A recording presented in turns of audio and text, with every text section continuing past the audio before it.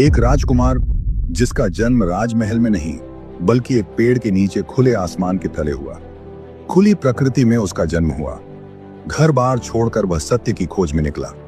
5-6 वर्ष कंदराओं और गुफाओं के अंधेरे में ध्यान करता रहा, लेकिन जिस रात उसे सम्यक संबोधि प्राप्त हुई वह भी खुले आकाश के नीचे पेड़ के तले ही हुई।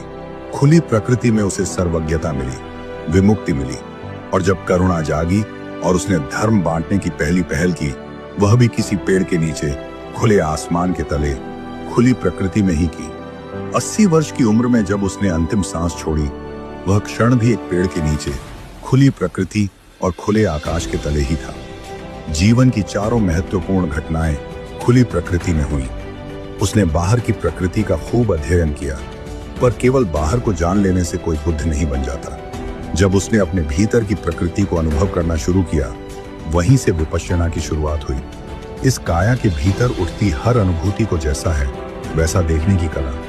बाहर की बातें चिंतन और बुद्धि से समझी जा सकती हैं, लेकिन इस शरीर के भीतर की सच्चाई सिर्फ अनुभूति से जानी जाती है। भीतर की अनुभूतियों को देखते देखते वह मुक्त अवस्था तक पहुंच गया।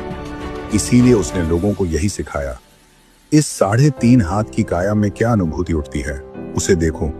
चिंतन से बुद्धि साफ हो सकती है, लेकिन मन की जड़ें नहीं बदलती।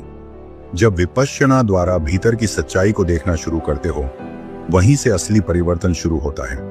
बाहर नहीं, भीतर की प्रकृति को समझो। यही रास्ता मुक्ति की ओर ले जाता है।